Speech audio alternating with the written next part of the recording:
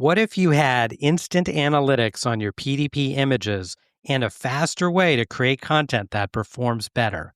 That's what we're diving into in today's episode, how top brands and retailers are using analytics and automation to stay ahead across retail media and the digital shelf. It's Rapid helps teams scale smarter. They analyze image performance, they help you create optimized assets for retail media networks and the digital shelf, and they integrate directly with PIM and DAM systems for seamless execution. Brands like Pepsi, Mondelez, and Instacart use It's Rapid to go beyond basic tools to uncover gaps in PDP and retail media performance by analyzing the images themselves, not just the count. Streamline banner creation across hundreds of formats for Amazon Ads, Walmart Connect, and other retail and social platforms, and launch high-performing content more than 80% faster across e-commerce and marketing channels. If you're buried in manual work or struggling to keep up, this episode and It's Rapid will show you a better way. Visit itsrapid.ai to learn more.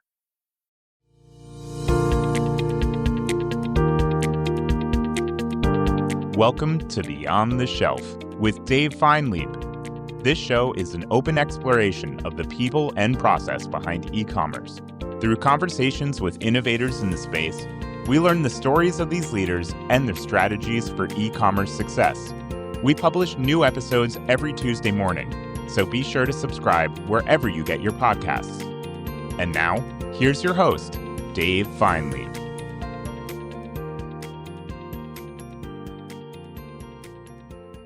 Welcome back to another episode of Beyond the Shelf. Today we're joined by Marie-Agnès Daumas, a global visionary executive and thought leader who has worked with industry leaders like Colgate-Palmolive and most recently TerraCycle, where she served as Global Senior Vice President of Retail. Marie-Agnès has been at the forefront of designing meaningful experiences that inspire action at retail, drive business growth, and leave a lasting legacy, tackling critical issues like recycling and the water crisis. At TerraCycle, she and her team led groundbreaking initiatives with retailers focusing on innovative recycling programs. Their work emphasized the importance of partnership between brands and retailers to create meaningful experiences that empower customers to take action. And a quick shout out to our former guest, Tina Mehta, for recommending Marie for the show. We're so glad that she did. In this episode, we'll delve into the dynamics of addressing waste in retail, the challenges of implementing meaningful, seamless solutions, and the future of eco-conscious consumer engagement. Marie, welcome to the show. Thank you. Very excited. Where do we find you today? So, very good question. Right now, we're living in Manhattan, in New York. And yes, that's where we're living right now. And, my ears might not be working so great, but it sounds like you've got a fun and exciting accent. Would you tell us about that? Yeah, I'm going to tell you. So I'm actually from Paris, France, but it's a mix also with the Spanish because basically I also lived in Venezuela and Brazil. And at home, my spouse is Venezuelan. And actually my best girlfriend, who's my soul sister, is Brazilian. So I spend basically my day between French with my daughter, English, Spanish, Portuguese. So a mix of culture. Incredible. A true global citizen. So that's amazing. We got introduced by Tina, who was at Chobani and Chloe's Fruit. So I mentioned it during the intro, but a quick shout out to Tina, who's made some really amazing intros for us. So we really appreciate that. TerraCycle, tell us a little about the company and then kind of what the mission is. So TerraCycle is fascinating.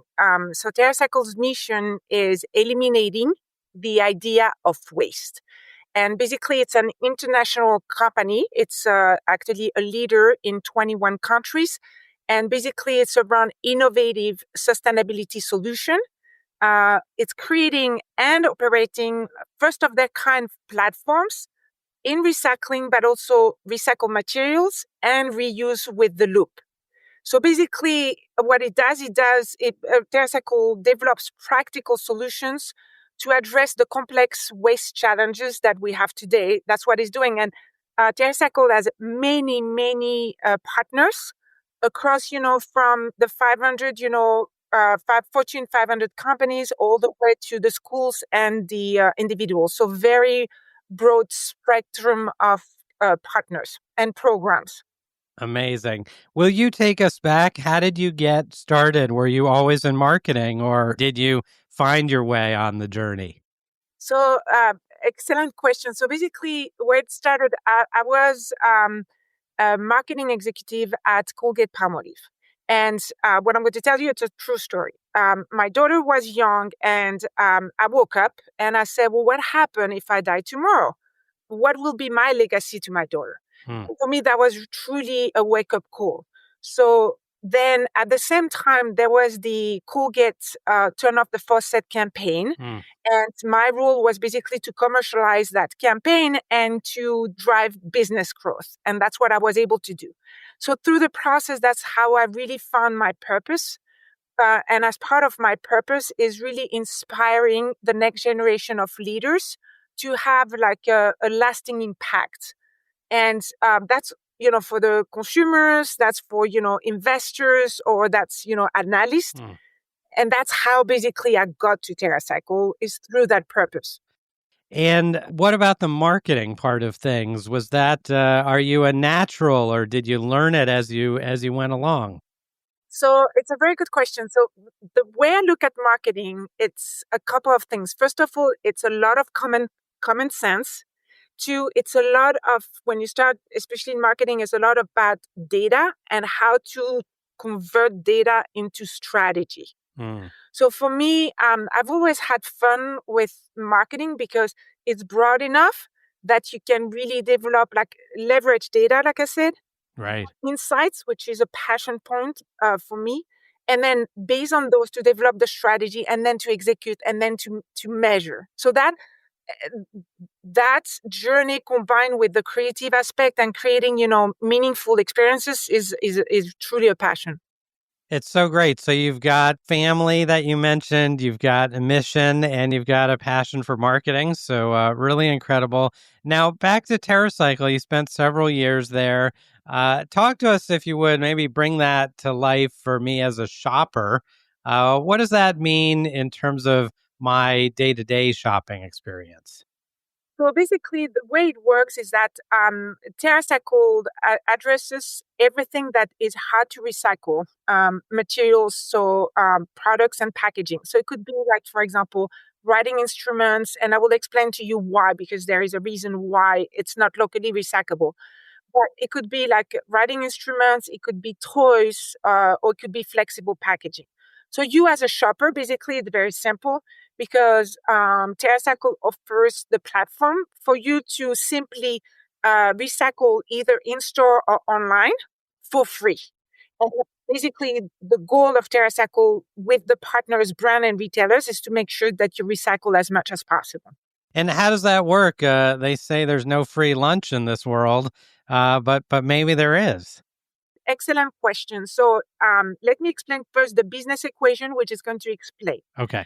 So the reason why you have waste that is locally recyclable and other type of waste that is not, it's only simply because of a business equation. You look, for example, for aluminum, the aluminum cans or cartons or like the transparent glass or even the PET plastic bottles. Those type of products and packaging are locally recyclable. And the simple reason is because when you look at the logistical costs, the cost of logistic plus the cost of processing, those costs are lower than the residual value of the material. Okay. In that case, the traditional recyclers will recycle because they make a profit, which is part of their business model. If you look at all the other type of products and packaging waste, and there are many, like I was, toys, Right. Writing instruments, for example, or cosmetics or flexible food packaging, like the chip bags, those are not locally recyclable. I see. The reason is because the cost of the logistics plus the cost of processing are higher than the residual value of the materials. In that case, The numbers don't work. the traditional recyclers are not going to do it because it's not part of their business model. TerraCycle plays specifically the role in that space of all the hard to recycle waste that are not traditional, not locally recyclable. Yeah. And the way that TerraCycle operates is by basically offering programs and platforms in partnership with the brands and the retailers who make that investment for the delta. In return, the brands and retailers receive three types of return on investment from TerraCycle. First, around the sustainability and the communication on how much is recycled, that they can communicate to their consumers, stockholders, employees. They kind of run marketing to engage the consumer and have an impact on their brand because obviously they are offering a solution around recycling.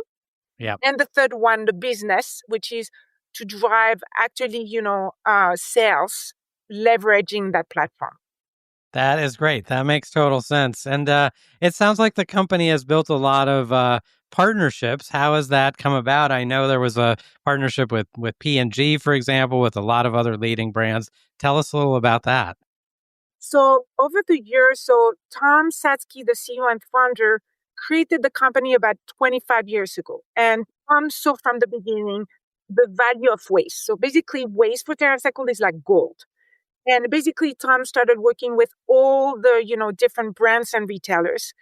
And basically, to give you a couple of examples, it could be like when it comes to life for at retailers, it could be for Colgate, for example. Colgate had a program where it was recycle any brand of toothpaste, toothbrushes at ShopRite, for example. Vote for your school, and the school that has recycled the most and has the highest number of votes get a recycled playground made of the collected waste.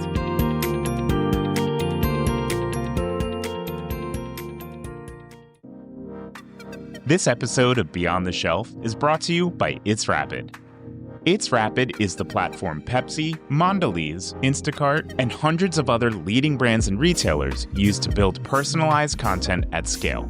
Whether that's images, videos, or product descriptions for their product detail pages, shoppable videos or banners for their digital ad campaigns, or sell sheets for sales enablement, brands that use It's Rapid are able to produce high-quality, on-brand content on average more than 80% faster than category competitors. To find out more, please visit itsrapid.ai.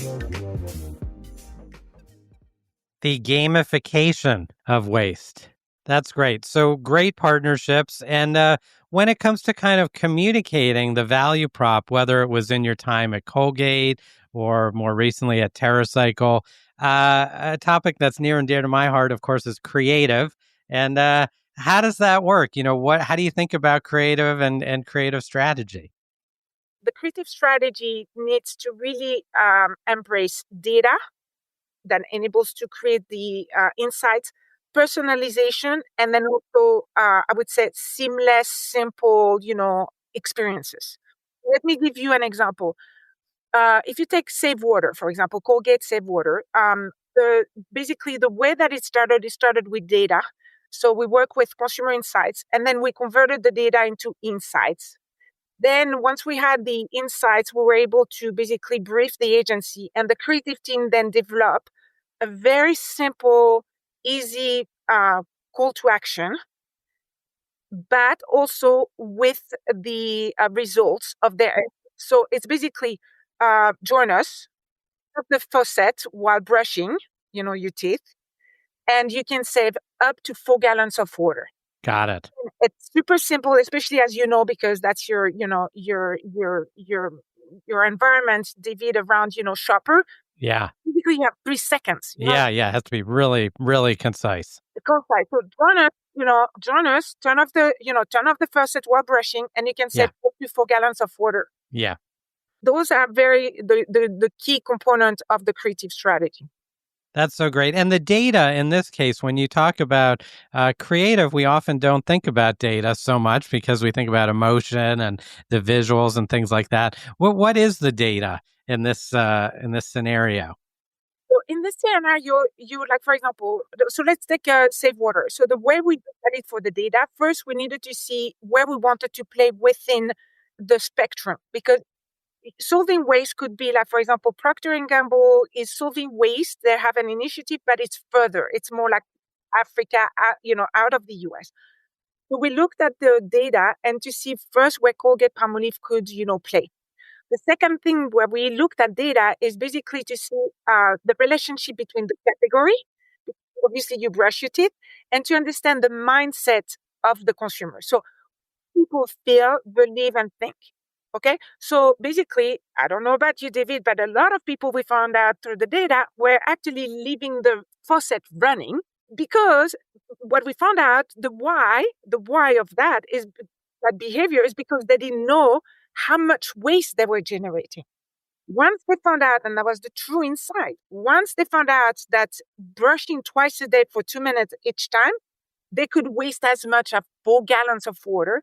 As a result of that, believe me, they would turn off the tap. Yeah, and it's an easy thing to do. So that's great. So really getting to the insight behind the insight, I would say, to tell us what's going to connect with the shopper and really make that close the loop or make that connection. So great. So a lot of great insights on creative, how to apply data to it. What about campaign formats? What are you seeing in the market today? We see so much across online and store, CTV, everything. So it's quite an interesting question. So actually, I was at the Effie Award Gala it was last Thursday. Yeah. It was fascinating because the campaign that won is the one that was actually, it's a campaign for Chicago. I'm not going to reveal, because they want to communicate about it. But basically, it was fascinating because it's truly engaging based on insights. So based on data, based on insights, also basically creating that meaningful experience. Definitely they created that something that made people react and take action. Okay. And finally, by communicating the results of their efforts. That's what I would say. I would say the campaign or the story, and actually in this case of the Effie Award, is definitely based on data, based on insights, and that meaningful experience. Now you're gonna have to tell me maybe after the podcast how I get an invite to this gala for next year. That's the true insight here. But that sounds amazing. What about when it comes to testing creative? How does that work? Do you just run a lot of variations, or what do you like to do to really prove out the results?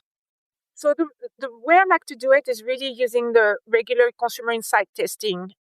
Especially like, for example, when you're going to launch a new product, or even more so when it's going to be a new category where you need to create a new behavior.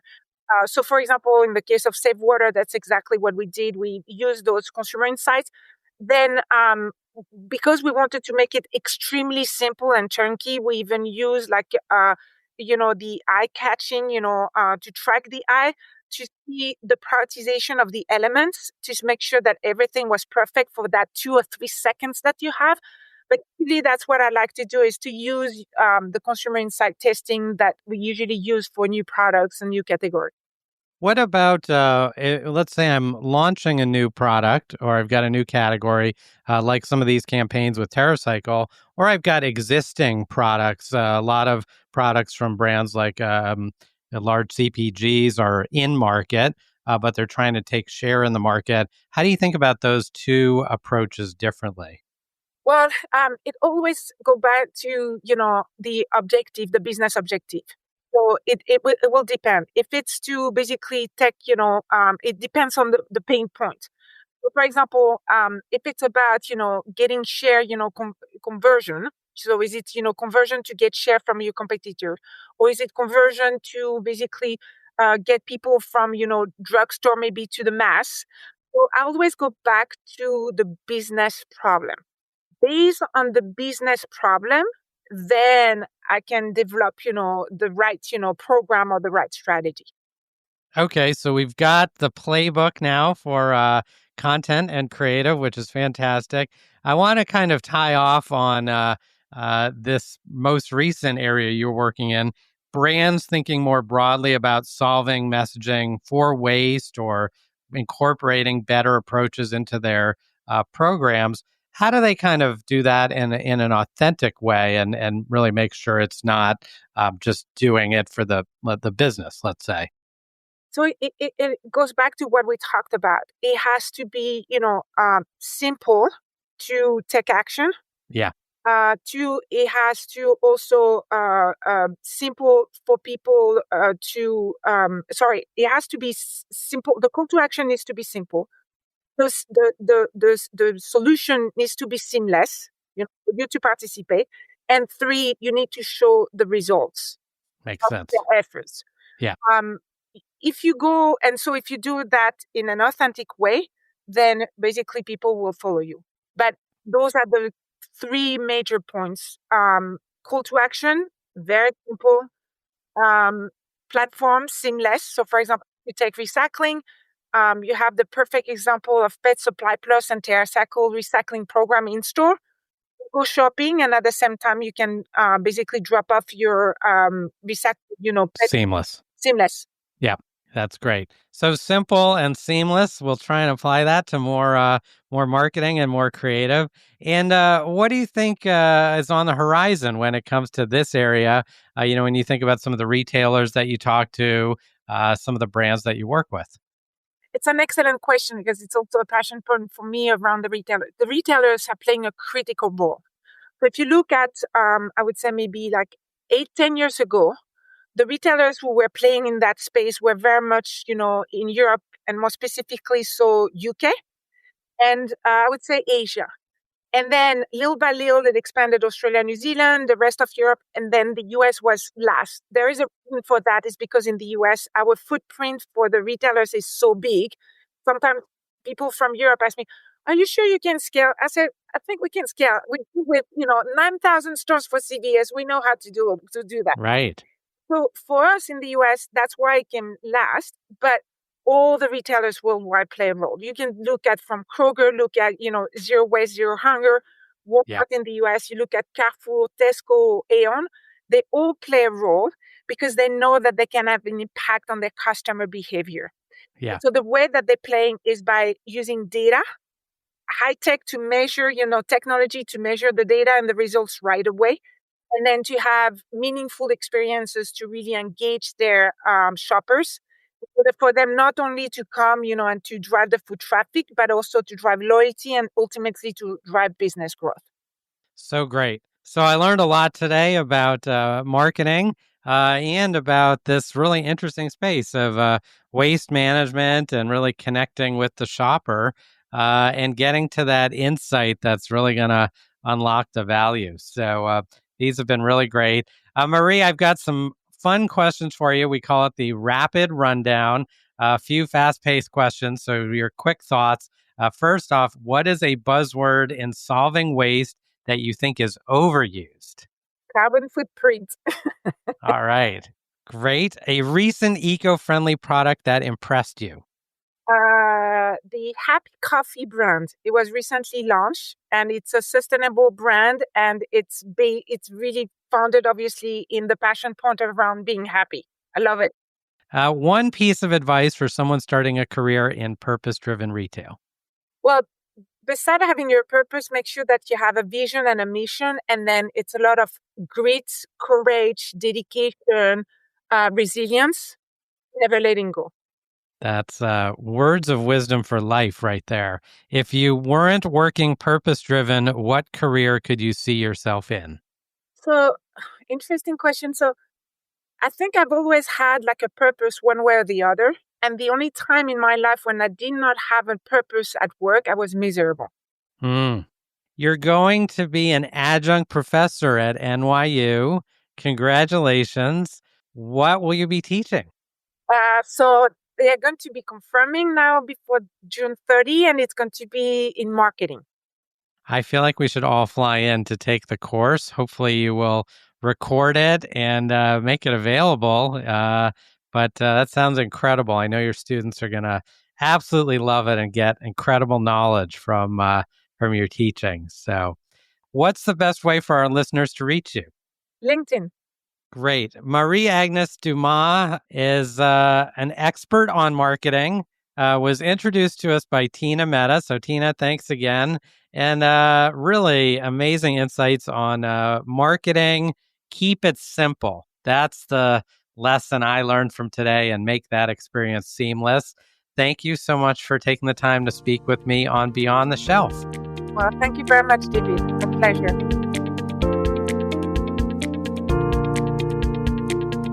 That's it for this week's episode of Beyond the Shelf. If you enjoy the show, be sure to like, subscribe, and leave us a review. It really helps us grow. And feel free to share us with your colleagues so they too can hear weekly perspectives from the brightest minds in e-commerce. You can also check us out on LinkedIn, where we post clips from each episode, share Dave's takes on breaking industry news, and much more.